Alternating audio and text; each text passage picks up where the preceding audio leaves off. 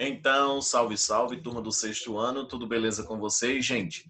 Tá iniciando aqui, né, mais um encontro da gente, né, mais uma videoaula da gente. Eu sou o professor Rian Antunes e tá chegando aqui mais uma videoaula de história, ok? Hoje o nosso encontro é de história. A gente está aí há um tempão, né, galera, falando todo o processo, né, do que era a Roma antiga, desde o período da República ao período monárquico, né, ao período dos imperadores e tudo mais, beleza? A gente está encerrando aos pouquinhos, né, a história toda de Roma, né, mas é porque realmente o Império Romano tem aí muitas coisas a serem discutidas, né, muitas características históricas, né, que norteia praticamente a humanidade hoje em dia, beleza? Então a gente precisa realmente estudar detalhadamente, né, toda a história de Roma, né, toda a história de Roma, desde a República, desde o Império, desde a monarquia, enfim, a seus esplendores culturais, artísticos, né, e tradicionais que era Roma antiga. Beleza? Então, antes de tudo, né, a gente começa a falar um pouco, né, o que foi, na verdade, o exercício, né, o último exercício trabalhado pelo professor e por vocês, que foi aí um exercício no caderno, beleza? Aonde eu passei 4 perguntas básicas, né? Defina o que você entende por invasões bárbaras, ok? Então, aqui, novamente, é uma questão pessoal. O que você entende por invasões bárbaras? Então, a gente sabe que as invasões bárbaras foram as principais invasões, né, que levaram ao enfraquecimento de Roma, né, levaram cada vez mais uma fragmentação política de Roma, né, justamente por esses invasores estarem chegando, né, cada vez mais dentro de Roma, estarem saqueando Roma. Então, entre os germânicos, enfim, acredita-se que até boa parte, os vikings também chegaram a invadir também Roma. Então, as invasões bárbaras, né, está relacionado justamente a isso. As invasões germânicas, aos invasores que chegaram em Roma e praticamente começaram a sua decomposição e a sua fragmentação de que um dia era um grande império, beleza? Quem eram os mercenários? Né? Então, os mercenários eram soldados, né, praticamente impostores dentro do exército romano, né, que eram contratados justamente para isso, né, enfim, para com o único objetivo, né, ou seja, de tentar um dia, por exemplo, destruir Roma, né, de ser um soldado infiltrado, né, de ser um soldado impostor dentro do próprio exército romano, ok? A terceira questão falava o seguinte, né, como foi a crise do fator religioso em Roma. Então, a crise do fator religioso em Roma começa, né, principalmente com o quê? Começa principalmente com como o aumento cada vez mais do cristianismo, né, as ideias de Jesus Cristo, aquele que era o Messias, começou a serem difundidas, né? Jesus Cristo começou a passear em Roma junto com seus discípulos e Jesus começava a fazer todas aquelas as suas assembleias, todas aquelas suas reuniões, aonde aconteciam ali os principais milagres de Jesus, e isso fazia com que a população ganhasse cada vez mais, com que Jesus ganhasse cada vez mais, né, seguidores, e com que Roma cada vez mais passasse a ser olhada com outros olhos, né, já que a religião oficial do Império Romano era a religião politeísta, né, já que eles acreditavam em vários deuses, né, eles tinham essa prática ainda herdada também da Grécia Antiga, que cultuavam vários deuses, né, enfim. Então, a crise do fator religioso em Roma vem justamente por isso, né? Ou seja, a religião, né, do Império Romano foi cada vez mais sendo deixada de lado e o cristianismo começou a ser difundido, né? Ou seja, a ser cada vez mais frequente dentro da sociedade romana, ok? Quais eram as principais ideias de Jesus Cristo, né? Então, as principais ideias de Jesus Cristo cada vez mais eram o quê? Eram lutar por uma sociedade mais justa. É isso que Jesus era para isso que Jesus Cristo lutava, né? Ele lutava para uma fraternidade entre os homens, né? Para uma liberdade, né? Ou seja, para uma igualdade social entre todas as sociedades. E isso foi o que fez, né? Logicamente, ele ser crucificado, porque isso não era diante, né? Enfim, ele tinha ideias contrárias ao império, ao maior império daquela época, beleza?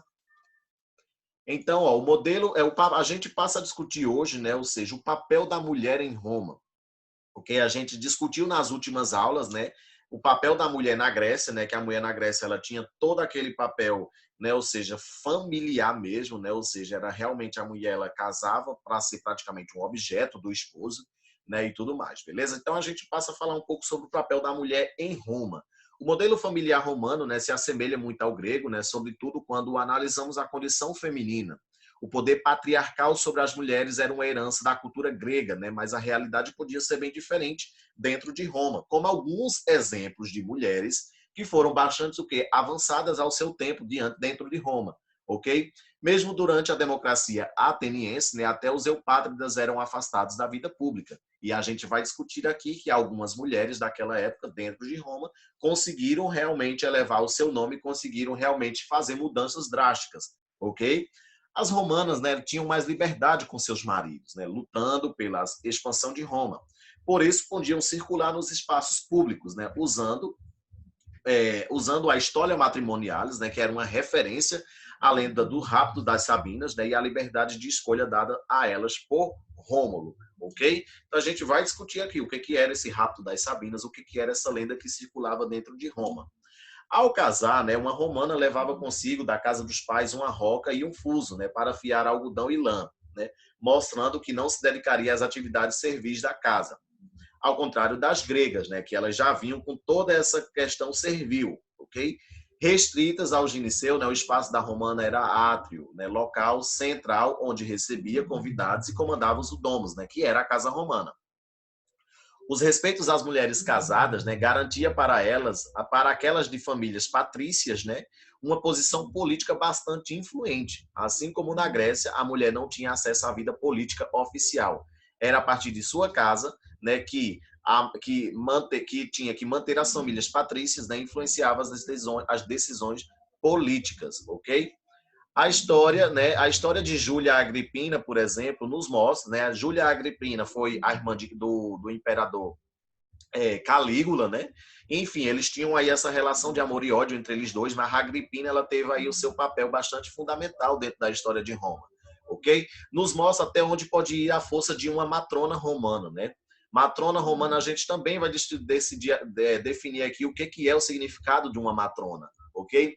Nascida na poderosa família patrícia, né, Júlio Claudiana viveu cercada de imperadores, né, seu tio avô Tibério e seu irmão Calígula, né, seu irmão do Calígula, né, tramou com sucesso, né, isso aí a Agripina, ela foi cada vez mais vendo e observando que ela não tinha espaço ali de ser um dia, por exemplo, uma imperadora, né, de ser um dia ter um nome de destaque dentro da política de Roma, que ela tramou com sucesso a ascensão do seu próprio filho, né, Nero.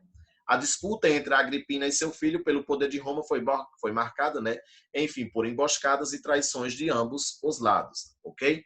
O casamento era um importante pilar social romano. O mês de julho, né, ele era considerado de bons auspícios, né, uma vez confirmada a vontade dos deuses.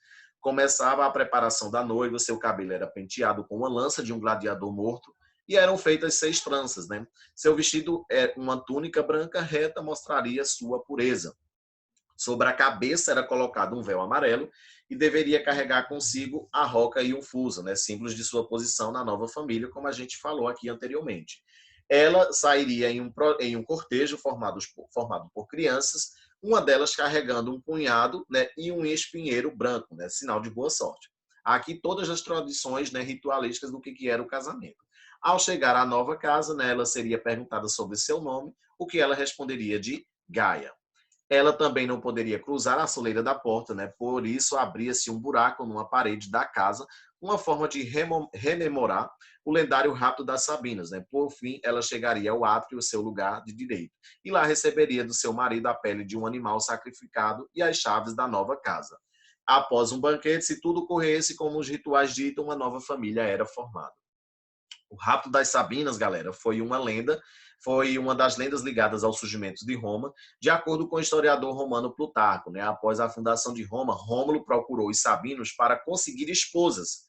Estes, temendo o poder que Roma teria se firmasse sua sociedade, negaram, né, que suas mulheres se casassem com os romanos. Foi então que Rômulo organizou um festival para atrair os sabinos o tempo suficiente para que os romanos pudessem raptar as suas mulheres. E tinha muito mesmo essa prática muito grande, galera. Os imperadores praticamente tomavam as mulheres dos escravos e, enfim, e praticamente ficavam com eles mesmo, ok? Maltrona quer dizer uma mulher romana casada, respeitada e de conduta moral considerada elevada. Era o caso da Agripina, ok? Ela era uma mulher que disputava nos espaços políticos e tinha voz em alguns espaços políticos. Né, auspício significa literalmente aquele que observa as aves. Né? Os romanos acreditavam que a forma como as aves voavam era um sinal da vontade dos deuses. né? Essa leitura era feita pelo Álgere, né, sacerdote especializado na interpretação do comportamento dos animais considerados sagrados. A deusa mitológica grega Gaia, né, mãe de Urano, era considerada modelo de Maltrona entre os romanos. Ok, gente? Então aqui encerra essa videoaula de hoje. Apenas aí 4 perguntas básicas para que vocês possam realizar a atividade. Beleza, gente? Essa foi a nossa videoaula de hoje. Espero que vocês tenham gostado. Tchau, gente.